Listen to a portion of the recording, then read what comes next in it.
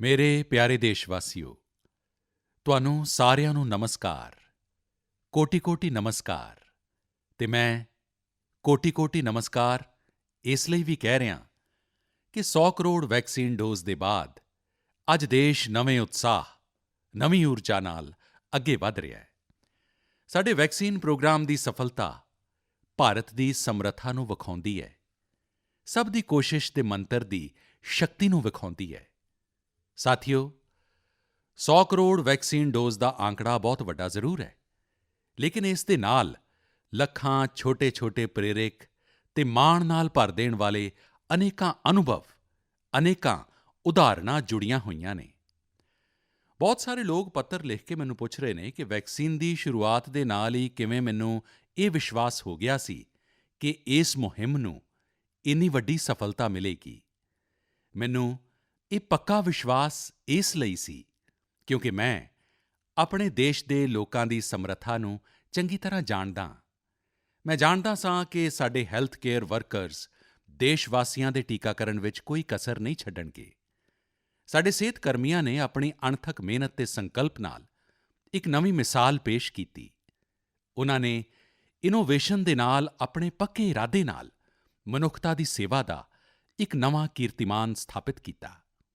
ਉਨ੍ਹਾਂ ਦੇ ਬਾਰੇ ਅਨੇਕਾਂ ਉਦਾਹਰਣਾਂ ਨੇ ਜੋ ਦੱਸਦੀਆਂ ਨੇ ਕਿ ਕਿਵੇਂ ਉਨ੍ਹਾਂ ਸਾਰੀਆਂ ਚੁਣੌਤੀਆਂ ਨੂੰ ਪਾਰ ਕਰਦਿਆਂ ਜ਼ਿਆਦਾ ਤੋਂ ਜ਼ਿਆਦਾ ਲੋਕਾਂ ਨੂੰ ਸੁਰੱਖਿਆ ਕਵਚ ਪ੍ਰਦਾਨ ਕੀਤਾ।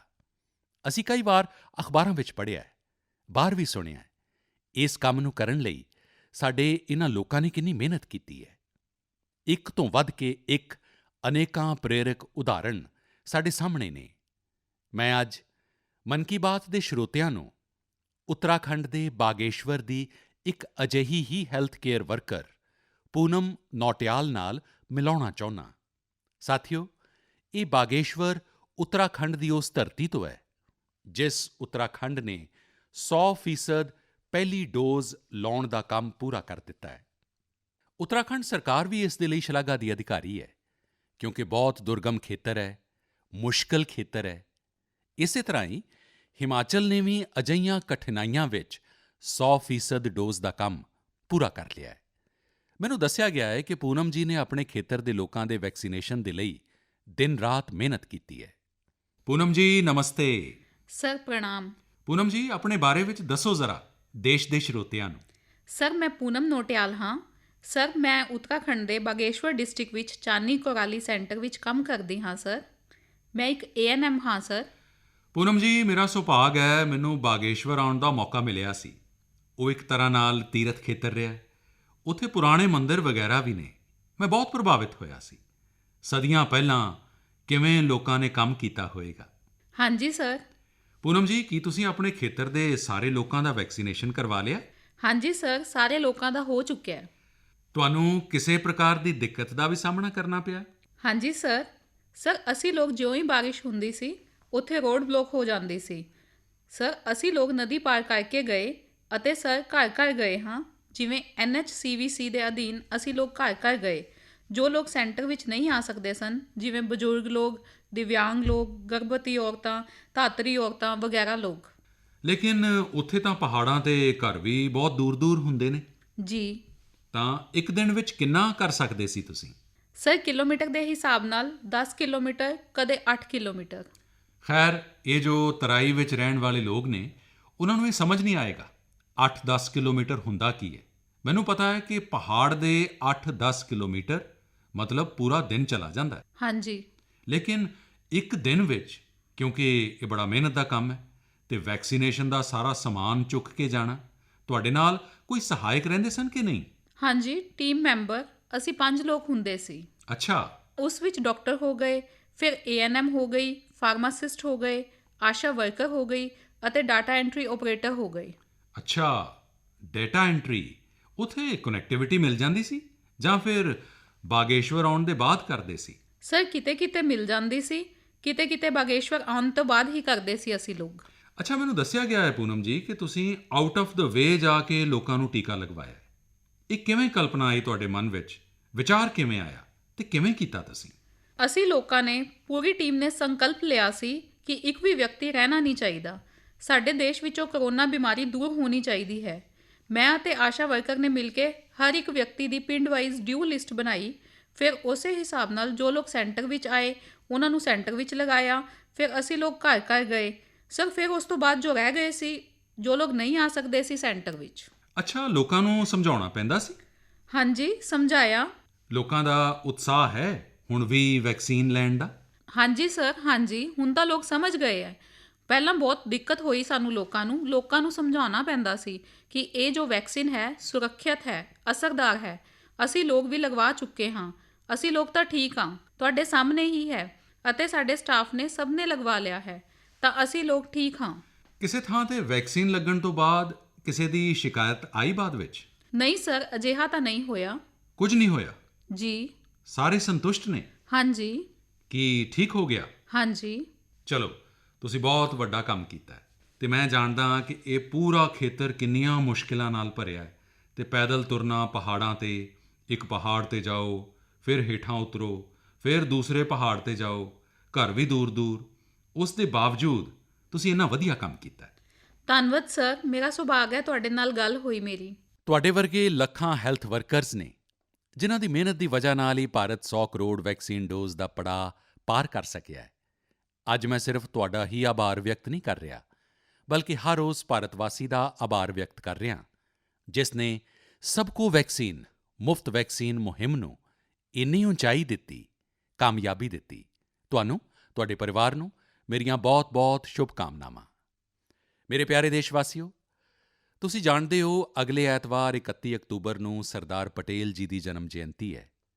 ਮਨ ਕੀ ਬਾਤ ਦੇ ਹਰ ਸਰੋਤੇ ਵੱਲੋਂ ਅਤੇ ਮੇਰੇ ਵੱਲੋਂ ਮੈਂ ਲੌਹ ਪੁਰਸ਼ ਨੂੰ ਨਮਨ ਕਰਦਾ ਹਾਂ। ਸਾਥੀਓ, 31 ਅਕਤੂਬਰ ਨੂੰ ਅਸੀਂ ਰਾਸ਼ਟਰੀ ਏਕਤਾ ਦਿਵਸ ਦੇ ਰੂਪ ਵਿੱਚ ਮਨਾਉਂਦੇ ਹਾਂ।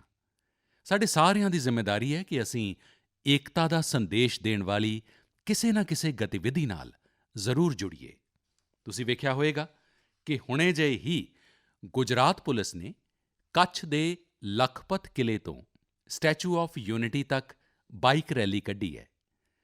ਤ੍ਰਿਪੁਰਾ ਪੁਲਿਸ ਦੇ ਜਵਾਨ ਤਾਂ ਏਕਤਾ ਦਿਵਸ ਮਨਾਉਣ ਦੇ ਲਈ ਤ੍ਰਿਪੁਰਾ ਤੋਂ ਸਟੈਚੂ ਆਫ ਯੂਨਿਟੀ ਤੱਕ ਬਾਈਕ ਰੈਲੀ ਕਰ ਰਹੇ ਨੇ, ਯਾਨੀ ਪੂਰਬ ਤੋਂ ਚੱਲ ਕੇ ਪੱਛਮ ਤੱਕ ਦੇਸ਼ ਨੂੰ ਜੋੜ ਰਹੇ ਨੇ।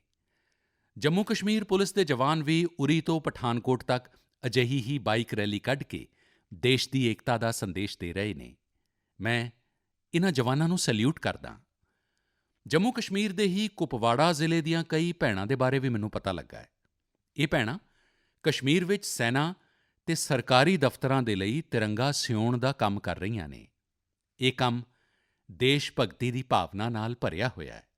ਮੈਂ ਇਨ੍ਹਾਂ ਭੈਣਾਂ ਦੇ ਜਜ਼ਬੇ ਦੀ ਸ਼ਲਾਘਾ ਕਰਦਾ। ਤੁਹਾਨੂੰ ਵੀ ਭਾਰਤ ਦੀ ਏਕਤਾ ਦੇ ਲਈ, ਭਾਰਤ ਦੀ ਸ਼੍ਰੇਸ਼ਠਤਾ ਦੇ ਲਈ ਕੁਝ ਨਾ ਕੁਝ ਜ਼ਰੂਰ ਕਰਨਾ ਚਾਹੀਦਾ ਹੈ। ਵੇਖਣਾ ਤੁਹਾਡੇ ਮਨ ਨੂੰ ਕਿੰਨੀ ਸੰਤੁਸ਼ਟੀ ਮਿਲਦੀ ਹੈ। ਸਾਥੀਓ, ਸਰਦਾਰ ਸਾਹਿਬ ਕਹਿੰਦੇ ਸਨ ਕਿ ਅਸੀਂ ਆਪਣੇ ਇਕਜੁੱਟ ਉੱਦਮ ਨਾਲ ਹੀ ਦੇਸ਼ ਨੂੰ ਨਵੀਆਂ ਮਹਾਨ ਉਚਾਈਆਂ ਤੱਕ ਪਹੁੰਚਾ ਸਕਦੇ ਹਾਂ। ਜੇਕਰ ਸਾਡੇ ਵਿੱਚ ਏਕਤਾ ਨਾ ਹੋਈ ਤਾਂ ਅਸੀਂ ਖੁਦ ਨੂੰ ਨਵੀਆਂ-ਨਵੀਆਂ ਮੁਸੀਬਤਾਂ ਵਿੱਚ ਫਸਾ ਦਿਆਂਗੇ। ਯਾਨੀ ਰਾਸ਼ਟਰੀ ਏਕਤਾ ਹੈ ਤਾਂ ਉਚਾਈ ਹੈ, ਵਿਕਾਸ ਹੈ। ਅਸੀਂ ਸਰਦਾਰ ਪਟੇਲ ਜੀ ਦੇ ਜੀਵਨ ਤੋਂ, ਉਨ੍ਹਾਂ ਦੇ ਵਿਚਾਰਾਂ ਤੋਂ ਬਹੁਤ ਕੁਝ ਸਿੱਖ ਸਕਦੇ ਹਾਂ। ਦੇਸ਼ ਦੇ ਸੂਚਨਾ ਅਤੇ ਪ੍ਰਸਾਰਣ ਮੰਤਰਾਲੇ ਨੇ ਵੀ ਹੁਣੇ ਜਿਹੇ ਹੀ ਸਰਦਾਰ ਸਾਹਿਬ 'ਤੇ ਇੱਕ ਪਿਕਟੋਰੀਅਲ ਬਾਇਓਗ੍ਰਾਫੀ ਵੀ ਪਬਲਿਸ਼ ਕੀਤੀ ਹੈ। ਮੈਂ ਚਾਹਾਂਗਾ ਕਿ ਸਾਡੇ ਸਾਰੇ ਨੌਜਵਾਨ ਸਾਥੀ ਇਸ ਨੂੰ ਜ਼ਰੂਰ ਪੜ੍ਹਨ। ਇਸ ਨਾਲ ਤੁਹਾਨੂੰ ਦਿਲਚਸਪ ਅੰਦਾਜ਼ ਵਿੱਚ ਸਰਦਾਰ ਸਾਹਿਬ ਦੇ ਬਾਰੇ ਜਾਣਨ ਦਾ ਮੌਕਾ ਮਿਲੇਗਾ। ਪਿਆਰੇ ਦੇਸ਼ਵਾਸੀਓ, ਜੀਵਨ ਲਗਾਤਾਰ ਤਰੱਕੀ ਚਾਹੁੰਦਾ ਹੈ, ਵਿਕਾਸ ਚਾਹੁੰਦਾ ਹੈ, ਉਚਾਈਆਂ ਨੂੰ ਪਾਰ ਕਰਨਾ ਚਾਹੁੰਦਾ ਹੈ। ਵਿਗਿਆਨ ਭਾਵੇਂ ਹੀ ਅੱਗੇ ਵਧ ਜਾਏ, ਤਰੱਕੀ ਦੀ ਗਤੀ ਕਿੰਨੀ ਵੀ ਤੇਜ਼ ਹੋ ਜਾਏ, ਭਵਨ ਕਿੰਨੇ ਹੀ ਆਲੀਸ਼ਾਨ ਬਣ ਜਾਣ, ਲੇਕਿਨ ਫਿਰ ਵੀ ਜੀਵਨ ਅਧੂਰਾਪਨ ਅਨੁਭਵ ਕਰਦਾ ਹੈ। ਲੇਕਿਨ ਜਦੋਂ ਇਨ੍ਹਾਂ ਵਿੱਚ ਗੀਤ ਸੰਗੀਤ, ਕਲਾ, ਨਾਟ ਨਰਿਤ, ਸਾਹਿਤ ਜੁੜ ਜਾਂਦਾ ਹੈ ਤਾਂ ਇਨ੍ਹਾਂ ਦੀ ਸ਼ੋਭਾ, ਇਨ੍ਹਾਂ ਦੀ ਜੀਵੰਤਤਾ ਅਨੇਕਾਂ ਗੁਣਾ ਵੱਧ ਜਾਂਦੀ ਹੈ। ਇੱਕ ਤਰ੍ਹਾਂ ਨਾਲ ਜੀਵਨ ਨੂੰ ਸਾਰਥਕ ਬਣਾਉਣਾ ਹੈ ਤਾਂ ਇਹ ਸਭ ਹੋਣਾ ਵੀ ਓਨਾ ਹੀ ਜ਼ਰੂਰੀ ਹੁੰਦਾ ਹੈ। ਇਸ ਲਈ ਹੀ ਕਿਹਾ ਜਾਂਦਾ ਹੈ ਕਿ ਇਹ ਸਾਰੀਆਂ ਵਿਧਾਵਾਂ ਸਾਡੇ ਜੀਵਨ ਵਿੱਚ ਇੱਕ ਕੈਟਲਿਸਟ ਦਾ ਕੰਮ ਕਰਦੀਆਂ ਨੇ, ਸਾਡੀ ਊਰਜਾ ਵਧਾਉਣ ਦਾ ਕੰਮ ਕਰਦੀਆਂ ਨੇ। ਮਨੁੱਖੀ ਮਨ ਦੇ ਅੰਤਰ ਮਨ ਨੂੰ ਵਿਕਸਿਤ ਕਰਨ ਵਿੱਚ ਸਾਡੇ ਅੰਤਰਮਨ ਦੀ ਯਾਤਰਾ ਦਾ ਮਾਰਗ ਬਣਾਉਣ ਵਿੱਚ ਵੀ ਗੀਤ ਸੰਗੀਤ ਅਤੇ ਵਿਭਿੰਨ ਕਲਾਵਾਂ ਦੀ ਵੱਡੀ ਭੂਮਿਕਾ ਹੁੰਦੀ ਹੈ ਅਤੇ ਇਹਨਾਂ ਦੀ ਇੱਕ ਵੱਡੀ ਤਾਕਤ ਇਹ ਹੁੰਦੀ ਹੈ ਕਿ ਇਹਨਾਂ ਨੂੰ ਨਾ ਸਮਾਂ ਬੰਨ੍ਹ ਸਕਦਾ ਹੈ, ਨਾ ਸੀਮਾ ਬੰਨ੍ਹ ਸਕਦੀ ਹੈ ਅਤੇ ਨਾ ਹੀ ਮਤ ਮਤਾਂਤਰ ਬੰਨ੍ਹ ਸਕਦਾ ਹੈ। ਅੰਮ੍ਰਿਤ ਮਹਾਉਤਸਵ ਵਿੱਚ ਵੀ ਆਪਣੀ ਕਲਾ, ਸੰਸਕ੍ਰਿਤੀ, ਗੀਤ ਸੰਗੀਤ ਦੇ ਰੰਗ ਜ਼ਰੂਰ ਭਰਨੇ ਚਾਹੀਦੇ ਨੇ। ਮੈਨੂੰ ਵੀ ਤੁਹਾਡੇ ਵੱਲੋਂ ਅੰਮ੍ਰਿਤ ਮਹਾਉਤਸਵ ਅਤੇ ਗੀਤ ਸੰਗੀਤ ਕਲਾ ਦੀ ਇਸ ਤਾਕਤ ਨਾਲ ਜੁੜੇ ਢੇਰਾਂ ਸੁਝਾਅ ਮਿਲ ਰਹੇ ਨੇ। ਇਹ ਸੁਝਾਅ ਮੇਰੇ ਲਈ ਬਹੁਤ ਕੀਮਤੀ ਨੇ। ਮੈਂ ਇਹਨਾਂ ਨੂੰ ਸੱਭਿਆਚਾਰਕ ਮੰਤਰਾਲੇ ਨੂੰ ਅਧਿਐਨ ਦੇ ਲਈ ਭੇਜਿਆ ਸੀ। ਮੈਨੂੰ ਖੁਸ਼ੀ ਹੈ ਕਿ ਮੰਤਰਾਲੇ ਨੇ ਇੰਨੇ ਘੱਟ ਸਮੇਂ ਵਿੱਚ ਇਹਨਾਂ ਸੁਝਾਵਾਂ ਨੂੰ ਬੜੀ ਗੰਭੀਰਤਾ ਨਾਲ ਲਿਆ ਅਤੇ ਉਸ 'ਤੇ ਕੰਮ ਵੀ ਕੀਤਾ। ਇਹਨਾਂ ਵਿੱਚੋਂ ਇੱਕ ਸੁਝਾਅ ਹੈ ਦੇਸ਼ ਭਗਤੀ ਦੇ ਗੀਤਾਂ ਨਾਲ ਜੁੜਿਆ ਮੁਕਾਬਲਾ। ਆਜ਼ਾਦੀ ਦੀ ਲੜਾਈ ਵਿੱਚ ਵੱਖ-ਵੱਖ ਭਾਸ਼ਾ, ਬੋਲੀ ਵਿੱਚ ਦੇਸ਼ ਭਗਤੀ ਦੇ ਗੀਤਾਂ ਅਤੇ ਭਜਨਾਂ ਨੇ ਪੂਰੇ ਦੇਸ਼ ਨੂੰ ਇਕਜੁੱਟ ਕੀਤਾ ਸੀ। ਹੁਣ ਅੰਮ੍ਰਿਤ ਕਾਲ ਵਿੱਚ ਸਾਡੇ ਨੌਜਵਾਨ ਦੇਸ਼ ਭਗਤੀ ਦੇ ਅਜਿਹੇ ਹੀ ਗੀਤ ਲਿਖ ਕੇ ਇਸ ਆਯੋਜਨ ਵਿੱਚ ਹੋਰ ਊਰਜਾ ਭਰ ਸਕਦੇ ਨੇ। ਦੇਸ਼ ਭਗਤੀ ਦੇ ਗੀਤ ਮਾਂ ਬੋਲੀ ਵਿੱਚ ਹੋ ਸਕਦੇ ਨੇ, ਰਾਸ਼ਟਰ ਭਾਸ਼ਾ ਵਿੱਚ ਹੋ ਸਕਦੇ ਨੇ ਅਤੇ ਅੰਗਰੇਜ਼ੀ ਵਿੱਚ ਵੀ ਲਿਖੇ ਜਾ ਸਕਦੇ ਨੇ। ਲੇਕਿਨ ਇਹ ਜ਼ਰੂਰੀ ਹੈ ਕਿ ਇਹ ਰਚਨਾਵਾਂ ਨਵੇਂ ਭਾਰਤ ਦੀ ਨਵੀਂ ਸੋਚ ਵਾਲੀਆਂ ਹੋਣ, ਦੇਸ਼ ਦੀ ਮੌਜੂਦਾ ਸਫਲਤਾ ਤੋਂ ਪ੍ਰੇਰਣਾ ਲੈ ਕੇ ਭਵਿੱਖ ਦੇ ਲਈ ਦੇਸ਼ ਨੂੰ ਸੰਕਲਪਿਤ ਕਰਨ ਵਾਲੀਆਂ ਹੋਣ। ਸੱਭਿਆਚਾਰਕ ਮੰਤਰਾਲੇ ਦੀ ਤਹਿਸੀਲ ਪੱਧਰ ਤੋਂ ਰਾਸ਼ਟਰੀ ਪੱਧਰ ਤੱਕ ਇਸ ਨਾਲ ਜੁੜਿਆ ਮੁਕਾਬਲਾ ਕਰਾਉਣ ਦੀ ਤਿਆਰੀ ਹੈ। ਸਾਥੀਓ, ਇੰਝ ਹੀ ਮਨ ਕੀ ਬਾਤ ਦੇ ਇੱਕ ਸਰੋਤੇ ਨੇ ਸੁਝਾਅ ਦਿੱਤਾ ਹੈ ਕਿ ਅੰਮ੍ਰਿਤ ਮਹਾਉਤਸਵ ਨੂੰ ਰੰਗੋਲੀ ਕਲਾ ਨਾਲ ਵੀ ਜੋੜਿਆ ਜਾਣਾ ਚਾਹੀਦਾ ਹੈ। ਸਾਡੇ ਇੱਥੇ ਰੰਗੋਲੀ ਦੇ ਜ਼ਰੀਏ ਤਿਉਹਾਰਾਂ ਵਿੱਚ ਰੰਗ ਭਰਨ ਦੀ ਰਿਵਾਇਤ ਤਾਂ ਸਦੀਆਂ ਤੋਂ ਹੈ। ਰੰਗੋਲੀ ਵਿੱਚ ਦੇਸ਼ ਦੀ ਵਿਭਿੰਨਤਾ ਦੇ ਦਰਸ਼ਨ ਹੁੰਦੇ ਨੇ। ਵੱਖ-ਵੱਖ ਰਾਜਾਂ ਵਿੱਚ ਵੱਖ-ਵੱਖ ਨਾਵਾਂ ਨਾਲ ਵੱਖ-ਵੱਖ ਥੀਮ 'ਤੇ ਰੰਗੋਲੀ ਬਣਾਈ ਜਾਂਦੀ ਹੈ। ਇਸ ਲਈ ਸੱਭਿਆਚਾਰਕ ਮੰਤਰਾਲਾ ਇਸ ਨਾਲ ਵੀ ਜੁੜਿਆ ਇੱਕ ਨੈਸ਼ਨਲ ਕੰਪੀਟੀਸ਼ਨ ਕਰਨ ਵਾਲਾ ਹੈ। ਤੁਸੀਂ ਕਲਪਨਾ ਕਰੋ, ਜਦੋਂ ਆਜ਼ਾਦੀ ਦੇ ਅੰਦੋਲਨ ਨਾਲ ਜੁੜੀ ਰੰਗੋਲੀ ਬਣੇਗੀ, ਲੋਕ ਆਪਣੇ ਦਰਵਾਜ਼ੇ 'ਤੇ, ਦੀਵਾਰ 'ਤੇ ਕਿਸੇ ਆਜ਼ਾਦੀ ਦੇ ਮਤਵਾਲੇ ਦਾ ਚਿੱਤਰ ਬਣਾਉਣਗੇ, ਆਜ਼ਾਦੀ ਦੀ ਕਿਸੇ ਘਟਨਾ ਨੂੰ ਰੰਗਾਂ ਵਿੱਚ ਵਿਖਾਉਣਗੇ ਤਾਂ ਅੰਮ੍ਰਿਤ ਮਹਾਉਤਸਵ ਦਾ ਰੰਗ ਹੋਰ ਵੱਧ ਜਾਏਗਾ। ਸਾਥੀਓ, ਇੱਕ ਹੋਰ ਵਿਧਾ ਸਾਡੇ ਇੱਥੇ ਲੋਰੀ ਦੀ ਵੀ ਹੈ। ਸਾਡੇ ਇੱਥੇ ਲੋਰੀ ਦੇ ਜ਼ਰੀਏ ਛੋਟੇ ਬੱਚਿਆਂ ਨੂੰ ਸੰਸਕਾਰ ਦਿੱਤੇ ਜਾਂਦੇ ਨੇ, ਸੰਸਕ੍ਰਿਤੀ ਤੋਂ ਉਨ੍ਹਾਂ ਨੂੰ ਜਾਣੂ ਕਰਵਾਇਆ ਜਾਂਦਾ ਹੈ।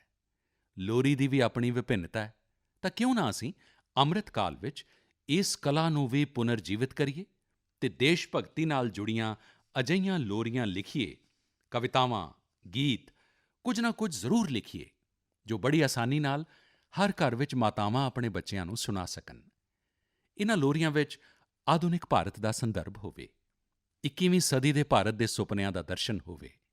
ਤੁਹਾਡੇ ਸਭ ਸਰੋਤਿਆਂ ਦੇ ਸੁਝਾਅ ਤੋਂ ਬਾਅਦ ਮੰਤਰਾਲੇ ਨੇ ਇਸ ਨਾਲ ਜੁੜੇ ਮੁਕਾਬਲੇ ਵੀ ਕਰਾਉਣ ਦਾ ਫੈਸਲਾ ਕੀਤਾ ਹੈ। ਸਾਥੀਓ, ਇਹ ਤਿੰਨੇ ਮੁਕਾਬਲੇ 31 ਅਕਤੂਬਰ ਨੂੰ ਸਰਦਾਰ ਸਾਹਿਬ ਦੀ ਜਯੰਤੀ ਤੋਂ ਸ਼ੁਰੂ ਹੋਣ ਵਾਲੇ ਨੇ। ਆਉਣ ਵਾਲੇ ਦਿਨਾਂ ਵਿੱਚ ਸੱਭਿਆਚਾਰਕ ਮੰਤਰਾਲਾ ਇਸ ਨਾਲ ਜੁੜੀ ਸਾਰੀ ਜਾਣਕਾਰੀ ਦੇਵੇਗਾ। ਇਹ ਜਾਣਕਾਰੀ ਮੰਤਰਾਲੇ ਦੀ ਵੈੱਬਸਾਈਟ 'ਤੇ ਵੀ ਹੋਏਗੀ ਅਤੇ ਸੋਸ਼ਲ ਮੀਡੀਆ 'ਤੇ ਵੀ ਦਿੱਤੀ ਜਾਏਗੀ। ਮੈਂ ਚਾਹਾਂਗਾ ਕਿ ਤੁਸੀਂ ਸਾਰੇ ਇਸ ਨਾਲ ਜੁੜੋ। ਸਾਡੇ ਨੌਜਵਾਨ ਸਾਥੀ ਜ਼ਰੂਰ ਇਸ ਵਿੱਚ ਆਪਣੀ ਕਲਾ ਦਾ, ਆਪਣੀ ਯੋਗਤਾ ਦਾ ਪ੍ਰਦਰਸ਼ਨ ਕਰਨ। ਇਸ ਨਾਲ ਤੁਹਾਡੇ ਇਲਾਕੇ ਦੀ ਕਲਾ ਅਤੇ ਸੰਸਕ੍ਰਿਤੀ ਵੀ ਦੇਸ਼ ਦੇ ਕੋਨੇ-ਕੋਨੇ ਤੱਕ ਪਹੁੰਚੇਗੀ। ਤੁਹਾਡੀਆਂ ਕਹਾਣੀਆਂ ਪੂਰਾ ਦੇਸ਼ ਸੁਣੇਗਾ। ਪਿਆਰੇ ਦੇਸ਼ਵਾਸੀਓ, ਇਸ ਵੇਲੇ ਅਸੀਂ ਅੰਮ੍ਰਿਤ ਮਹਾਉਤਸਵ ਵਿੱਚ ਦੇਸ਼ ਦੇ ਵੀਰ ਬੇਟੇ-ਬੇਟੀਆਂ ਨੂੰ, ਉਨ੍ਹਾਂ ਮਹਾਨ ਪਵਿੱਤਰ ਆਤਮਾਵਾਂ ਨੂੰ ਯਾਦ ਕਰ ਰਹੇ ਹਾਂ। ਅਗਲੇ ਮਹੀਨੇ 15 ਨਵੰਬਰ ਨੂੰ ਸਾਡੇ ਦੇਸ਼ ਦੇ ਅਜਿਹੇ ਹੀ ਮਹਾਪੁਰਖ, ਵੀਰ ਯੋਧਾ ਭਗਵਾਨ ਬਿਰਸਾ ਮੁੰਡਾ ਜੀ ਦੀ ਜਨਮ ਜਯੰਤੀ ਆਉਣ ਵਾਲੀ ਹੈ। ਭਗਵਾਨ ਬਿਰਸਾ ਮੁੰਡਾ ਨੂੰ ਧਰਤੀ ਆਬਾ ਵੀ ਕਿਹਾ ਜਾਂਦਾ ਹੈ। ਕੀ ਤੁਸੀਂ ਜਾਣਦੇ ਹੋ ਕਿ ਇਸ ਦਾ ਅਰਥ ਕੀ ਹੁੰਦਾ ਹੈ? ਇਸ ਦਾ ਅਰਥ ਹੈ ਧਰਤੀ ਪਿਤਾ। ਭਗਵਾਨ ਬਿਰਸਾ ਮੁੰਡਾ ਨੇ ਜਿਸ ਤਰ੍ਹਾਂ ਆਪਣੀ ਸੰਸਕ੍ਰਿਤੀ, ਆਪਣੇ ਜੰਗਲ, ਆਪਣੀ ਜ਼ਮੀਨ ਦੀ ਰੱਖਿਆ ਦੇ ਲਈ ਸੰਘਰਸ਼ ਕੀਤਾ, ਉਹ ਧਰਤੀ ਆਬਾ ਹੀ ਕਰ ਸਕਦੇ ਸਨ। ਉਨ੍ਹਾਂ ਨੇ ਸਾਨੂੰ ਆਪਣੀ ਸੰਸਕ੍ਰਿਤੀ ਅਤੇ ਜੜ੍ਹਾਂ ਦੇ ਪ੍ਰਤੀ ਮਾਣ ਕਰਨਾ ਸਿਖਾਇਆ। ਵਿਦੇਸ਼ੀ ਹਕੂਮਤ ਨੇ ਉਨ੍ਹਾਂ ਨੂੰ ਕਿੰਨੀਆਂ ਧਮਕੀਆਂ ਦਿੱਤੀਆਂ, ਕਿੰਨਾ ਦਬਾਅ ਬਣਾਇਆ, ਲੇਕਿਨ ਉਨ੍ਹਾਂ ਨੇ ਆਦਿਵਾਸੀ ਸੰਸਕ੍ਰਿਤੀ ਨੂੰ ਨਹੀਂ ਛੱਡਿਆ। ਕੁਦਰਤ ਅਤੇ ਵਾਤਾਵਰਣ ਨਾਲ ਜੇਕਰ ਅਸੀਂ ਪਿਆਰ ਕਰਨਾ ਸਿੱਖਣਾ ਹੈ ਤਾਂ ਉਸ ਦੇ ਲਈ ਵੀ ਧਰਤੀ ਆਬਾ ਭਗਵਾਨ ਬਿਰਸਾ ਮੁੰਡਾ ਸਾਡੀ ਬਹੁਤ ਵੱਡੀ ਪ੍ਰੇਰਣਾ ਨੇ। ਉਨ੍ਹਾਂ ਨੇ ਵਿਦੇਸ਼ੀ ਸ਼ਾਸਨ ਦੀ ਹਰ ਉਸ ਨੀਤੀ ਦਾ ਪੁਰਜ਼ੋਰ ਵਿਰੋਧ ਕੀਤਾ ਜੋ ਵਾਤਾਵਰਣ ਨੂੰ ਨੁਕਸਾਨ ਪਹੁੰਚਾਉਣ ਵਾਲੀ ਸੀ। ਗਰੀਬ ਤੇ ਮੁਸੀਬਤ ਨਾਲ ਘਿਰੇ ਲੋਕਾਂ ਦੀ ਮਦਦ ਕਰਨ ਵਿੱਚ ਵੀ ਭਗਵਾਨ ਬਿਰਸਾ ਮੁੰਡਾ ਹਮੇਸ਼ਾ ਅੱਗੇ ਰਹੇ। ਉਨ੍ਹਾਂ ਨੇ ਸਮਾਜਿਕ ਬੁਰਾਈਆਂ ਨੂੰ ਖਤਮ ਕਰਨ ਲਈ ਸਮਾਜ ਨੂੰ ਜਾਗਰੂਕ ਕੀਤਾ। ਉਲ ਗੁਲਾਮ ਅੰਦੋਲਨ ਵਿੱਚ ਉਨ੍ਹਾਂ ਦੀ ਅਗਵਾਈ ਨੂੰ ਭਲਾ ਕੌਣ ਭੁੱਲ ਸਕਦਾ ਹੈ। ਇਸ ਅੰਦੋਲਨ ਨੇ ਅੰਗਰੇਜ਼ਾਂ ਨੂੰ ਝੰਜੋੜ ਕੇ ਰੱਖ ਦਿੱਤਾ ਸੀ, ਜਿਸ ਤੋਂ ਬਾਅਦ ਅੰਗਰੇਜ਼ਾਂ ਨੇ ਭਗਵਾਨ ਬਿਰਸਾ ਮੁੰਡਾ 'ਤੇ ਬਹੁਤ ਵੱਡਾ ਇਨਾਮ ਰੱਖਿਆ ਸੀ। ਬ੍ਰਿਟਿਸ਼ ਹਕੂਮਤ ਨੇ ਉਨ੍ਹਾਂ ਨੂੰ ਜੇਲ੍ਹ ਵਿੱਚ ਸੁੱਟਿਆ। ਉਨ੍ਹਾਂ ਨੂੰ ਇੰਨੇ ਤਸੀਹੇ ਦਿੱਤੇ ਕਿ 25 ਸਾਲ ਤੋਂ ਵੀ ਘੱਟ ਉਮਰ ਵਿੱਚ ਉਹ ਸਾਨੂੰ ਛੱਡ ਗਏ। ਉਹ ਸਾਨੂੰ ਛੱਡ ਕੇ ਗਏ, ਲੇਕਿਨ ਸਿਰਫ ਸਰੀਰ ਤੋਂ। ਲੋਕਾਂ ਦੇ ਮਨਾਂ ਵਿੱਚ ਤਾਂ ਭਗਵਾਨ ਬਿਰਸਾ ਮੁੰਡਾ ਹਮੇਸ਼ਾ ਦੇ ਲਈ ਰਚੇ ਵਸੇ ਹੋਏ ਨੇ। ਲੋਕਾਂ ਦੇ ਲਈ ਉਨ੍ਹਾਂ ਦਾ ਜੀਵਨ ਇੱਕ ਪ੍ਰੇਰਣਾ ਸ਼ਕਤੀ ਬਣਿਆ ਹੋਇਆ ਹੈ। ਅੱਜ ਵੀ ਉਨ੍ਹਾਂ ਦੇ ਹੌਸਲੇ ਤੇ ਬਹਾਦਰੀ ਨਾਲ ਭਰੇ ਲੋਕ ਗੀਤ ਤੇ ਕਹਾਣੀਆਂ ਭਾਰਤ ਦੇ ਮੱਧ ਇਲਾਕੇ ਵਿੱਚ ਬਹੁਤ ਹਰਮਨ ਪਿਆਰੀਆਂ ਨੇ। ਮੈਂ ਧਰਤੀ ਆਬਾ ਬਿਰਸਾ ਮੁੰਡਾ ਨੂੰ ਨਮਨ ਕਰਦਾ ਅਤੇ ਨੌਜਵਾਨਾਂ ਨੂੰ ਬੇਨਤੀ ਕਰਦਾ ਕਿ ਉਨ੍ਹਾਂ ਦੇ ਬਾਰੇ ਹੋਰ ਪੜ੍ਹਨ। ਭਾਰਤ ਦੀ ਆਜ਼ਾਦੀ ਦੀ ਲੜਾਈ ਵਿੱਚ ਸਾਡੇ ਆਦਿਵਾਸੀ ਸਮੂਹ ਦੇ ਵਿਸ਼ੇਸ਼ ਯੋਗਦਾਨ ਦੇ ਬਾਰੇ ਤੁਸੀਂ ਜਿੰਨਾ ਜਾਣੋਗੇ ਓਨਾ ਹੀ ਮਾਣ ਮਹਿਸੂਸ ਹੋਏਗਾ। ਪਿਆਰੇ ਦੇਸ਼ਵਾਸੀਓ, ਅੱਜ 24 ਅਕਤੂਬਰ ਨੂੰ ਯੂਐਨ ਡੇ ਯਾਨੀ ਸੰਯੁਕਤ ਰਾਸ਼ਟਰ ਦਿਵਸ ਮਨਾਇਆ ਜਾਂਦਾ ਹੈ। ਇਹ ਉਹ ਦਿਨ ਹੈ ਜਦੋਂ ਸੰਯੁਕਤ ਰਾਸ਼ਟਰ ਦਾ ਗਠਨ ਹੋਇਆ ਸੀ। ਸੰਯੁਕਤ ਰਾਸ਼ਟਰ ਦੀ ਸਥਾਪਨਾ ਦੇ ਸਮੇਂ ਤੋਂ ਹੀ ਭਾਰਤ ਇਸ ਨਾਲ ਜੁੜਿਆ ਰਿਹਾ ਹੈ। ਕੀ ਤੁਸੀਂ ਜਾਣਦੇ ਹੋ ਕਿ ਭਾਰਤ ਨੇ ਆਜ਼ਾਦੀ ਤੋਂ ਪਹਿਲਾਂ 1945 ਵਿੱਚ ਹੀ ਸੰਯੁਕਤ ਰਾਸ਼ਟਰ ਦੇ ਚਾਰਟਰ 'ਤੇ ਹਸਤਾਖਰ ਕੀਤੇ ਸਨ। ਸੰਯੁਕਤ ਰਾਸ਼ਟਰ ਨਾਲ ਜੁੜਿਆ ਇੱਕ ਅਨੋਖਾ ਪੱਖ ਇਹ ਹੈ ਕਿ ਸੰਯੁਕਤ ਰਾਸ਼ਟਰ ਦਾ ਪ੍ਰਭਾਵ ਤੇ ਉਸ ਦੀ ਸ਼ਕਤੀ ਵਧਾਉਣ ਵਿੱਚ ਭਾਰਤ ਦੀ ਨਾਰੀ ਸ਼ਕਤੀ ਨੇ ਵੱਡੀ ਭੂਮਿਕਾ ਨਿਭਾਈ ਹੈ। 1947-48 ਵਿੱਚ ਜਦੋਂ ਯੂਐਨ ਹਿਊਮਨ ਰਾਈਟਸ ਦਾ ਯੂਨੀਵਰਸਲ ਡੈਕਲੇਰੇਸ਼ਨ ਤਿਆਰ ਹੋ ਰਿਹਾ ਸੀ ਤਾਂ ਉਸ ਡੈਕਲੇਰੇਸ਼ਨ ਵਿੱਚ ਲਿਖਿਆ ਜਾ ਰਿਹਾ ਸੀ, ਆਲ ਮੈਨ ਆਰ ਕ੍ਰੀਏਟਡ ਇਕੁਅਲ। ਲੇਕਿਨ ਭਾਰਤ ਦੇ ਇੱਕ ਡੈਲੀਗੇਟ ਨੇ ਇਸ 'ਤੇ ਵਿਰੋਧ ਜਤਾਇਆ ਅਤੇ ਫਿਰ ਯੂਨੀਵਰਸਲ ਡੈਕਲੇਰੇਸ਼ਨ ਵਿੱਚ ਲਿਖਿਆ ਗਿਆ, all human beings are created equal. ਇਹ ਗੱਲ ਜੈਂਡਰ ਇਕੁਐਲਿਟੀ ਦੀ ਭਾਰਤ ਦੀ ਸਦੀਆਂ ਪੁਰਾਣੀ ਰਿਵਾਇਤ ਦੇ ਅਨੁਰੂਪ ਸੀ। ਕੀ ਤੁਸੀਂ ਜਾਣਦੇ ਹੋ ਕਿ ਸ਼੍ਰੀਮਤੀ ਹੰਸਾ ਮਹਿਤਾ ਉਹ ਡੈਲੀਗੇਟ ਸੀ ਜਿਨ੍ਹਾਂ ਦੀ ਵਜ੍ਹਾ ਨਾਲ ਇਹ ਸੰਭਵ ਹੋ ਸਕਿਆ। ਉਸ ਦੌਰਾਨ ਇੱਕ ਹੋਰ ਡੈਲੀਗੇਟ ਸ਼੍ਰੀਮਤੀ ਲਕਸ਼ਮੀ ਮੈਨਨ ਨੇ ਜੈਂਡਰ ਇਕੁਐਲਿਟੀ ਦੇ ਮੁੱਦੇ 'ਤੇ ਜ਼ੋਰਦਾਰ ਤਰੀਕੇ ਨਾਲ ਆਪਣੀ ਗੱਲ ਰੱਖੀ ਸੀ। ਇਹੀ ਨਹੀਂ, 1953 ਵਿੱਚ ਸ਼੍ਰੀਮਤੀ ਵਿਜੇ ਲਕਸ਼ਮੀ ਪੰਡਿਤ ਯੂਐਨ ਜਨਰਲ ਅਸੈਂਬਲੀ ਦੀ ਪਹਿਲੀ ਮਹਿਲਾ ਪ੍ਰੈਜ਼ੀਡੈਂਟ ਵੀ ਬਣੀ ਸੀ। ਸਾਥੀਓ, ਅਸੀਂ ਉਸ ਧਰਤੀ ਦੇ ਲੋਕ ਹਾਂ ਜੋ ਇਹ ਵਿਸ਼ਵਾਸ ਕਰਦੇ ਨੇ, ਜੋ ਇਹ ਪ੍ਰਾਰਥਨਾ ਕਰਦੇ ਨੇ, ਓਮ ਦਿਓ ਸ਼ਾਂਤੀਰੰਤਰਿਕਸ਼ੰ ਸ਼ਾਂਤੀ ਪ੍ਰਿਥਵੀ ਸ਼ਾਂਤੀਰਾਪः ਸ਼ਾਂਤੀਰੋਸ਼ਧਯः ਸ਼ਾਂਤਿः ਵਨਸਪਤਯः ਸ਼ਾਂਤੀਰਵਿਸ਼ਵਦੇਵਾः ਸ਼ਾਂਤੀਰਬ੍ਰਹਮਾ ਸ਼ਾਂਤਿः ਸਰਵੰ ਸ਼ਾਂਤਿः ਸ਼ਾਂਤਿਰੇਵ ਸ਼ਾਂਤਿः ਸਾਮਾ ਸ਼ਾਂਤਿਰੇਧਿ। ਓਮ ਸ਼ਾਂਤਿः ਸ਼ਾਂਤਿः ਸ਼ਾਂਤਿः। ਭਾਰਤ ਨੇ ਹਮੇਸ਼ਾ ਵਿਸ਼ਵ ਸ਼ਾਂਤੀ ਦੇ ਲਈ ਕੰਮ ਕੀਤਾ ਹੈ। ਸਾਨੂੰ ਇਸ ਗੱਲ ਦਾ ਮਾਣ ਹੈ ਕਿ ਭਾਰਤ 1950 ਦੇ ਦਹਾਕੇ ਤੋਂ ਲਗਾਤਾਰ ਸੰਯੁਕਤ ਰਾਸ਼ਟਰ ਸ਼ਾਂਤੀ ਮਿਸ਼ਨ ਦਾ ਹਿੱਸਾ ਰਿਹਾ ਹੈ। ਗਰੀਬੀ ਹਟਾਉਣ, ਕਲਾਈਮੇਟ ਚੇਂਜ ਅਤੇ ਮਜ਼ਦੂਰਾਂ ਨਾਲ ਸੰਬੰਧਿਤ ਮੁੱਦਿਆਂ ਨੂੰ ਹੱਲ ਕਰਨ ਵਿੱਚ ਵੀ ਭਾਰਤ ਮਹੱਤਵਪੂਰਨ ਭੂਮਿਕਾ ਨਿਭਾ ਰਿਹਾ ਹੈ। ਇਸ ਤੋਂ ਇਲਾਵਾ ਯੋਗ ਅਤੇ ਆਯੁਸ਼ ਨੂੰ ਹਰਮਨ ਪਿਆਰਾ ਬਣਾਉਣ ਦੇ ਲਈ ਭਾਰਤ WHO ਯਾਨੀ ਵਰਲਡ ਹੈਲਥ ਆਰਗੇਨਾਈਜੇਸ਼ਨ ਦੇ ਨਾਲ ਮਿਲ ਕੇ ਕੰਮ ਕਰ ਰਿਹਾ ਹੈ। ਮਾਰਚ 2021 ਵਿੱਚ WHO ਨੇ ਐਲਾਨ ਕੀਤਾ ਸੀ ਕਿ ਭਾਰਤ ਵਿੱਚ ਰਵਾਇਤੀ ਚਿਕਿਤਸਾ ਦੇ ਲਈ ਇੱਕ ਗਲੋਬਲ ਸੈਂਟਰ ਸਥਾਪਿਤ ਕੀਤਾ ਜਾਏਗਾ। ਸਾਥੀਓ, ਸੰਯੁਕਤ ਰਾਸ਼ਟਰ ਦੇ ਬਾਰੇ ਗੱਲ ਕਰਦਿਆਂ ਹੋਇਆਂ ਅੱਜ ਮੈਨੂੰ ਅਟਲ ਜੀ ਦੇ ਸ਼ਬਦ ਵੀ ਯਾਦ ਆ ਰਹੇ ਨੇ। 1977 ਵਿੱਚ ਉਨ੍ਹਾਂ ਨੇ ਸੰਯੁਕਤ ਰਾਸ਼ਟਰ ਨੂੰ ਹਿੰਦੀ ਵਿੱਚ ਸੰਬੋਧਿਤ ਕਰਕੇ ਇਤਿਹਾਸ ਰਚ ਦਿੱਤਾ ਸੀ। ਅੱਜ ਮੈਂ ਮਨ ਕੀ ਬਾਤ ਦੇ ਸਰੋਤਿਆਂ ਨੂੰ ਅਟਲ ਜੀ ਦੇ ਸੰਬੋਧਨ ਦਾ ਇੱਕ ਅੰਸ਼ ਸੁਣਾਉਣਾ ਚਾਹੁੰਦਾ। ਸੁਣੋ ਅਟਲ ਜੀ ਦੀ ਜੋਸ਼ ਭਰੀ ਆਵਾਜ਼। यहाँ मैं राष्ट्रों की सत्ता और महत्ता के बारे में नहीं सोच रहा हूँ। आम आदमी की प्रतिष्ठा और प्रगति मेरे लिए कहीं अधिक महत्व रखती है। अंततः हमारी सफलताएं और असफलताएं केवल एक ही मापदंड से नापी जानी चाहिए कि क्या हम पूरे मानव समाज, वस्तुतः हर नर, नारी और बालक के लिए न्याय और गरिमा की आश्वस्ति देने में प्रयत्नशील हैं। ਇੱਥੇ ਮੈਂ ਰਾਸ਼ਟਰ ਦੀ ਸੱਤਾ ਅਤੇ ਮਹੱਤਤਾ ਦੇ ਬਾਰੇ ਨਹੀਂ ਸੋਚ ਰਿਹਾ। ਆਮ ਆਦਮੀ ਦੀ ਪ੍ਰਤਿਸ਼ਠਾ ਤੇ ਤਰੱਕੀ ਮੇਰੇ ਲਈ ਕਿਤੇ ਜ਼ਿਆਦਾ ਮਹੱਤਵ ਰੱਖਦੇ ਨੇ। ਇਸ ਲਈ ਸਾਡੀਆਂ ਸਫਲਤਾਵਾਂ ਅਤੇ ਅਸਫਲਤਾਵਾਂ ਸਿਰਫ ਇੱਕ ਹੀ ਮਾਪਦੰਡ ਨਾਲ ਨਾਪੀਆਂ ਜਾਣੀਆਂ ਚਾਹੀਦੀਆਂ ਨੇ ਕਿ ਕੀ ਅਸੀਂ ਪੂਰੇ ਮਨੁੱਖੀ ਸਮਾਜ, ਅਸਲ ਵਿੱਚ ਹਰ ਨਰ-ਨਾਰੀ ਤੇ ਬੱਚੇ ਦੇ ਲਈ ਨਿਆਂ ਤੇ ਮਰਿਆਦਾ ਨੂੰ ਬਣਾਈ ਰੱਖਣ ਵਿੱਚ ਯਤਨਸ਼ੀਲ ਹਾਂ। ਸਾਥੀਓ, ਅਟਲ ਜੀ ਦੀਆਂ ਇਹ ਗੱਲਾਂ ਸਾਨੂੰ ਅੱਜ ਵੀ ਦਿਸ਼ਾ ਦਿਖਾਉਂਦੀਆਂ ਨੇ। ਇਸ ਧਰਤੀ ਨੂੰ ਇੱਕ ਬਿਹਤਰ ਤੇ ਸੁਰੱਖਿਅਤ ਪਲੈਨੇਟ ਬਣਾਉਣ ਵਿੱਚ ਭਾਰਤ ਦਾ ਯੋਗਦਾਨ ਵਿਸ਼ਵ ਭਰ ਦੇ ਲਈ ਬਹੁਤ ਵੱਡੀ ਪ੍ਰੇਰਣਾ ਹੈ। ਮੇਰੇ ਪਿਆਰੇ ਦੇਸ਼ਵਾਸੀਓ, ਅਜੇ ਕੁਝ ਦਿਨ ਪਹਿਲਾਂ ਹੀ 21 ਅਕਤੂਬਰ ਨੂੰ ਅਸੀਂ ਪੁਲਿਸ ਯਾਦਗਾਰੀ ਦਿਵਸ ਮਨਾਇਆ ਹੈ। ਪੁਲਿਸ ਦੇ ਜਿਨ੍ਹਾਂ ਸਾਥੀਆਂ ਨੇ ਦੇਸ਼ ਸੇਵਾ ਵਿੱਚ ਆਪਣੇ ਪ੍ਰਾਣ ਨਿਛਾਵਰ ਕਰ ਦਿੱਤੇ ਨੇ, ਇਸ ਦਿਨ ਅਸੀਂ ਉਹਨਾਂ ਨੂੰ ਵਿਸ਼ੇਸ਼ ਤੌਰ ਤੇ ਯਾਦ ਕਰਦੇ ਹਾਂ। ਮੈਂ ਅੱਜ ਆਪਣੇ ਇਨ੍ਹਾਂ ਪੁਲਿਸ ਕਰਮੀਆਂ ਦੇ ਨਾਲ ਹੀ ਉਹਨਾਂ ਦੇ ਪਰਿਵਾਰਾਂ ਨੂੰ ਵੀ ਯਾਦ ਕਰਨਾ ਚਾਹਾਂਗਾ। ਪਰਿਵਾਰ ਦੇ ਸਹਿਯੋਗ ਤੇ ਤਿਆਗ ਤੋਂ ਬਿਨਾਂ ਪੁਲਿਸ ਵਰਗੀ ਔਖੀ ਸੇਵਾ ਬਹੁਤ ਮੁਸ਼ਕਿਲ ਹੈ। ਪੁਲਿਸ ਸੇਵਾ ਨਾਲ ਜੁੜੀ ਇੱਕ ਹੋਰ ਗੱਲ ਹੈ ਜੋ ਮਨ ਕੀ ਬਾਤ ਦੇ ਸਰੋਤਿਆਂ ਨੂੰ ਦੱਸਣਾ ਚਾਹੁੰਦਾ।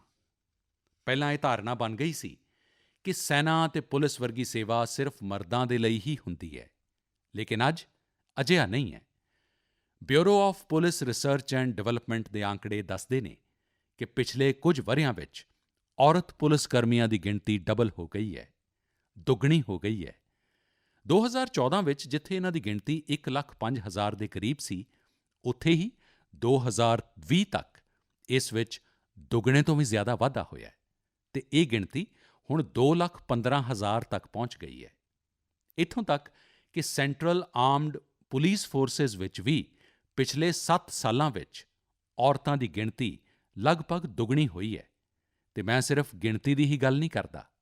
ਅੱਜ ਦੇਸ਼ ਦੀਆਂ ਬੇਟੀਆਂ ਮੁਸ਼ਕਿਲ ਤੋਂ ਮੁਸ਼ਕਿਲ ਡਿਊਟੀ ਵੀ ਪੂਰੀ ਤਾਕਤ ਅਤੇ ਹੌਸਲੇ ਨਾਲ ਕਰ ਰਹੀਆਂ ਨੇ।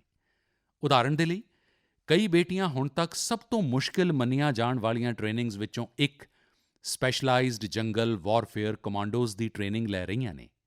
ਇਹ ਸਾਡੀ ਕੋਬਰਾ ਬਟਾਲੀਅਨ ਦਾ ਹਿੱਸਾ ਬਣਨਗੀਆਂ। ਸਾਥੀਓ, ਅੱਜ ਅਸੀਂ ਏਅਰਪੋਰਟਸ ਜਾਂਦੇ ਹਾਂ, ਮੈਟਰੋ ਸਟੇਸ਼ਨਜ਼ ਜਾਂਦੇ ਹਾਂ ਜਾਂ ਸਰਕਾਰੀ ਦਫ਼ਤਰਾਂ ਨੂੰ ਵੇਖਦੇ ਹਾਂ। CISF ਦੀਆਂ ਜਾਂਬਾਜ਼ ਔਰਤਾਂ ਹਰ ਸੰਵੇਦਨਸ਼ੀਲ ਜਗ੍ਹਾ ਦੀ ਸੁਰੱਖਿਆ ਕਰਦੀਆਂ ਦਿਖਾਈ ਦਿੰਦੀਆਂ ਨੇ। ਇਸ ਦਾ ਸਭ ਤੋਂ ਸਕਾਰਾਤਮਕ ਅਸਰ ਸਾਡੇ ਪੁਲਿਸ ਬਲ ਦੇ ਨਾਲ-ਨਾਲ ਸਮਾਜ ਦੇ ਮਨੋਬਲ 'ਤੇ ਵੀ ਪੈ ਰਿਹਾ ਹੈ।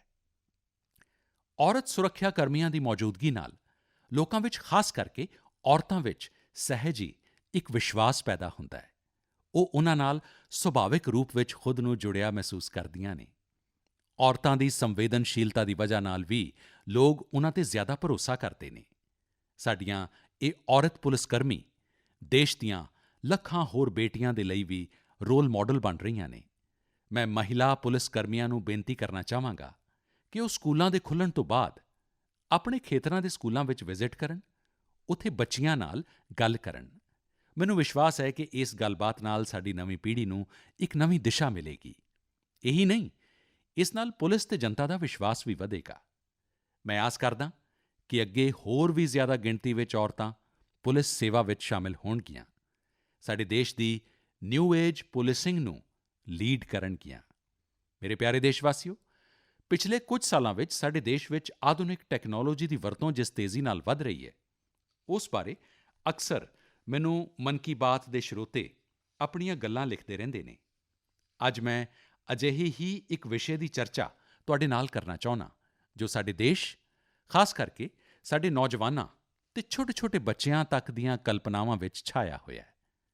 ਇਹ ਵਿਸ਼ਾ ਹੈ ਡਰੋਨ ਦਾ, ਡਰੋਨ ਟੈਕਨੋਲੋਜੀ ਦਾ। ਕੁਝ ਸਾਲ ਪਹਿਲਾਂ ਤੱਕ ਜਦੋਂ ਕਿਤੇ ਡਰੋਨ ਦਾ ਨਾਂ ਆਉਂਦਾ ਸੀ, ਲੋਕਾਂ ਦੇ ਮਨਾਂ ਵਿੱਚ ਪਹਿਲਾ ਭਾਵ ਕੀ ਹੁੰਦਾ ਸੀ? ਫੌਜ ਦਾ, ਹਥਿਆਰ ਦਾ, ਯੁੱਧ ਦਾ। ਲੇਕਿਨ ਅੱਜ ਸਾਡੇ ਇੱਥੇ ਕੋਈ ਵਿਆਹ ਬਰਾਤ ਜਾਂ ਫੰਕਸ਼ਨ ਹੁੰਦਾ ਹੈ ਤਾਂ ਅਸੀਂ ਡਰੋਨ ਤੋਂ ਫੋਟੋ ਤੇ ਵੀਡੀਓ ਬਣਾਉਂਦੇ ਹੋਏ ਵੇਖਦੇ ਹਾਂ।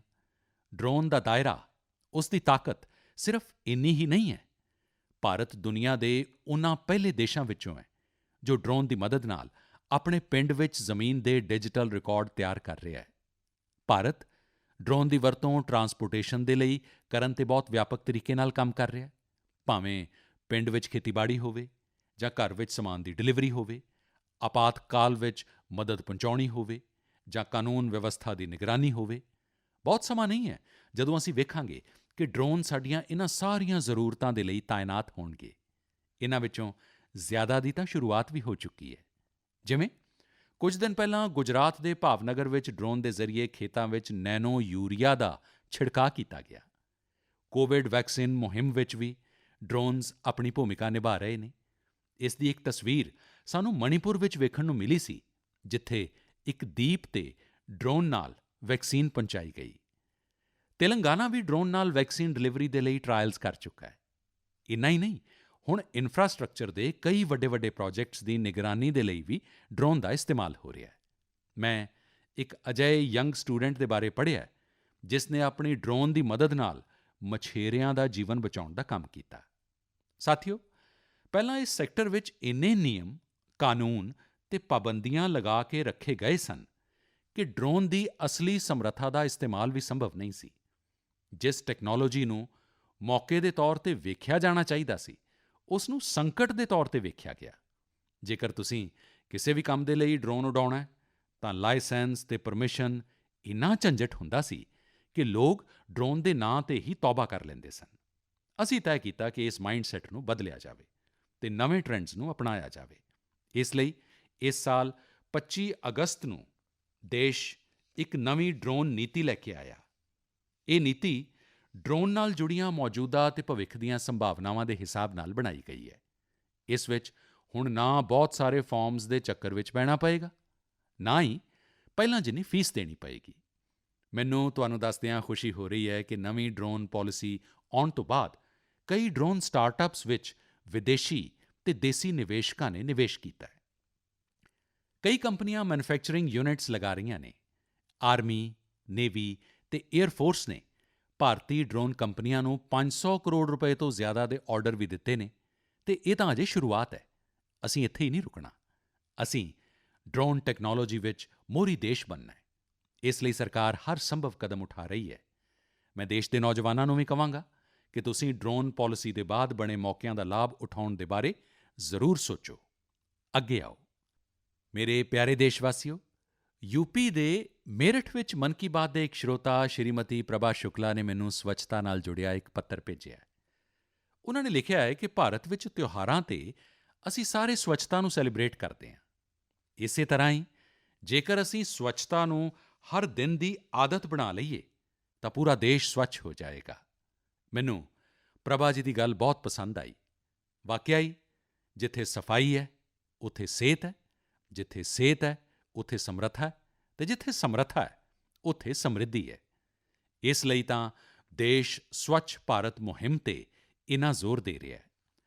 ਸਾਥੀਓ, ਮੈਨੂੰ ਰਾਂਚੀ ਦੇ ਨਜ਼ਦੀਕ ਇੱਕ ਪਿੰਡ ਸਪਾਰੋਮ ਨਵਾਂ ਸਰਾਏ, ਉੱਥੋਂ ਦੇ ਬਾਰੇ ਜਾਣ ਕੇ ਬਹੁਤ ਚੰਗਾ ਲੱਗਾ। ਇਸ ਪਿੰਡ ਵਿੱਚ ਤਲਾਬ ਹੋਇਆ ਕਰਦਾ ਸੀ, ਲੇਕਿਨ ਲੋਕ ਇਸ ਤਲਾਬ ਵਾਲੀ ਜਗ੍ਹਾ ਨੂੰ ਖੁੱਲ੍ਹੇ ਵਿੱਚ ਸ਼ੌਚ ਕਰਨ ਦੇ ਲਈ ਇਸਤੇਮਾਲ ਕਰਨ ਲੱਗੇ ਸਨ। ਸਵੱਛ ਭਾਰਤ ਮੁਹਿੰਮ ਦੇ ਤਹਿਤ ਜਦੋਂ ਸਾਰਿਆਂ ਦੇ ਘਰ 'ਚ ਸ਼ੌਚਾਲਾ ਬਣ ਗਿਆ ਤਾਂ ਪਿੰਡ ਵਾਲਿਆਂ ਨੇ ਸੋਚਿਆ ਕਿ ਕਿਉਂ ਨਾ ਪਿੰਡ ਨੂੰ ਸਵੱਛ ਕਰਨ ਦੇ ਨਾਲ-ਨਾਲ ਸੁੰਦਰ ਬਣਾਇਆ ਜਾਵੇ। ਫਿਰ ਕੀ ਸੀ, ਸਾਰਿਆਂ ਨੇ ਮਿਲ ਕੇ ਤਲਾਬ ਵਾਲੀ ਜਗ੍ਹਾ 'ਤੇ ਪਾਰਕ ਬਣਾ ਦਿੱਤਾ।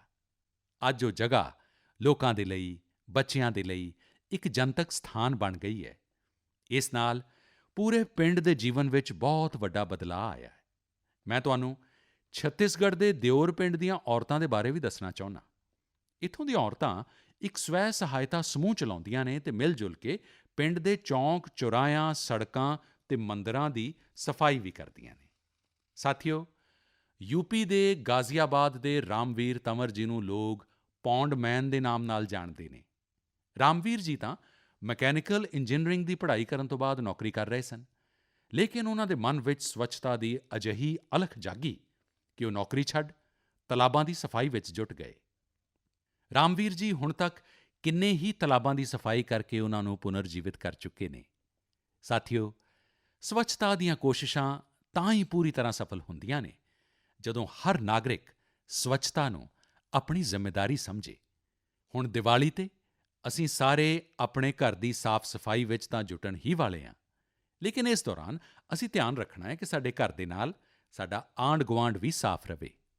ਅਜਿਹਾ ਨਹੀਂ ਹੋਣਾ ਚਾਹੀਦਾ ਕਿ ਅਸੀਂ ਆਪਣਾ ਘਰ ਤੇ ਸਾਫ਼ ਕਰੀਏ, ਲੇਕਿਨ ਸਾਡੇ ਘਰ ਦੀ ਗੰਦਗੀ ਸਾਡੇ ਘਰ ਦੇ ਬਾਹਰ ਸਾਡੀਆਂ ਸੜਕਾਂ ਤੇ ਪਹੁੰਚ ਜਾਵੇ।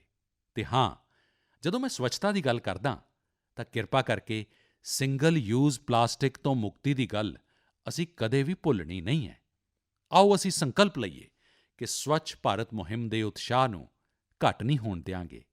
ਅਸੀਂ ਸਾਰੇ ਮਿਲ ਕੇ ਆਪਣੇ ਦੇਸ਼ ਨੂੰ ਪੂਰੀ ਤਰ੍ਹਾਂ ਸਵੱਛ ਬਣਾਵਾਂਗੇ ਤੇ ਸਵੱਛ ਰੱਖਾਂਗੇ। ਮੇਰੇ ਪਿਆਰੇ ਦੇਸ਼ਵਾਸੀਓ, ਅਕਤੂਬਰ ਦਾ ਪੂਰਾ ਮਹੀਨਾ ਹੀ ਤਿਉਹਾਰਾਂ ਦੇ ਰੰਗਾਂ ਵਿੱਚ ਰੰਗਿਆ ਰਿਹਾ ਹੈ ਤੇ ਹੁਣ ਤੋਂ ਕੁਝ ਦਿਨ ਬਾਅਦ ਤਾਂ ਦੀਵਾਲੀ ਤਾਂ ਆ ਹੀ ਰਹੀ ਹੈ। ਦੀਵਾਲੀ, ਉਸ ਤੋਂ ਬਾਅਦ ਫਿਰ ਗੋਵਰਧਨ ਪੂਜਾ, ਫਿਰ ਭਾਈ ਦੂਜ, ਇਹ 3 ਤਿਉਹਾਰ ਤਾਂ ਹੋਣਗੇ ਹੀ ਹੋਣਗੇ। ਇਸੇ ਦੌਰਾਨ ਛਠ ਪੂਜਾ ਵੀ ਹੋਏਗੀ। ਨਵੰਬਰ ਵਿੱਚ ਹੀ ਗੁਰੂ ਨਾਨਕ ਦੇਵ ਜੀ ਦੀ ਜਯੰਤੀ ਵੀ ਹੈ। ਇੰਨੇ ਤਿਉਹਾਰ ਇਕੱਠੇ ਆਉਂਦੇ ਨੇ ਤਾਂ ਉਹਨਾਂ ਦੀਆਂ ਤਿਆਰੀਆਂ ਵੀ ਕਾਫੀ ਪਹਿਲਾਂ ਤੋਂ ਸ਼ੁਰੂ ਹੋ ਜਾਂਦੀਆਂ ਨੇ। ਤੁਸੀਂ ਸਾਰੇ ਵੀ ਹੁਣੇ ਤੋਂ ਹੀ ਖਰੀਦਦਾਰੀ ਦਾ ਪਲਾਨ ਕਰਨ ਲੱਗੇ ਹੋਵੋਗੇ, ਲੇਕਿਨ ਤੁਹਾਨੂੰ ਯਾਦ ਹੈ ਨਾ, ਖਰੀਦਦਾਰੀ ਮਤਲਬ ਵੋਕਲ ਫਾਰ ਲੋਕਲ। ਤੁਸੀਂ ਲੋਕਲ ਖਰੀਦੋਗੇ ਤਾਂ ਤਿਉਹਾਰ ਵੀ ਰੌਸ਼ਨ ਹੋਏਗਾ ਤੇ ਕਿਸੇ ਗਰੀਬ ਭੈਣ-ਭਰਾ, ਕਿਸੇ ਕਾਰੀਗਰ, ਕਿਸੇ ਬੁਣਕਰ ਦੇ ਘਰ ਵਿੱਚ ਵੀ ਰੌਸ਼ਨੀ ਆਏਗੀ। ਮੈਨੂੰ ਪੂਰਾ ਭਰੋਸਾ ਹੈ ਕਿ ਜੋ ਮੁਹਿੰਮ ਅਸੀਂ ਸਾਰਿਆਂ ਨੇ ਮਿਲ ਕੇ ਸ਼ੁਰੂ ਕੀਤੀ ਹੈ, ਇਸ ਵਾਰੀ ਤਿਉਹਾਰਾਂ ਵਿੱਚ ਹੋਰ ਵੀ ਮਜ਼ਬੂਤ ਹੋਏਗੀ। ਤੁਸੀਂ ਆਪਣੇ ਇੱਥੋਂ ਜੋ ਲੋਕਲ ਪ੍ਰੋਡਕਟਸ ਖਰੀਦੋ, ਉਹਨਾਂ ਦੇ ਬਾਰੇ ਸੋਸ਼ਲ ਮੀਡੀਆ ਤੇ ਸ਼ੇਅਰ ਵੀ ਕਰੋ। ਆਪਣੇ ਨਾਲ ਦੇ ਲੋਕਾਂ ਨੂੰ ਦੱਸੋ। ਅਗਲੇ ਮਹੀਨੇ ਅਸੀਂ ਫਿਰ ਮਿਲਾਂਗੇ ਤੇ ਫਿਰ ਅਜਿਹੇ ਹੀ ਢੇਰ ਸਾਰੇ ਵਿਸ਼ਿਆਂ ਤੇ ਗੱਲ ਕਰਾਂਗੇ। ਤੁਹਾਡੇ ਸਾਰਿਆਂ ਦਾ ਬਹੁਤ-ਬਹੁਤ ਧੰਨਵਾਦ। ਨਮਸਕਾਰ।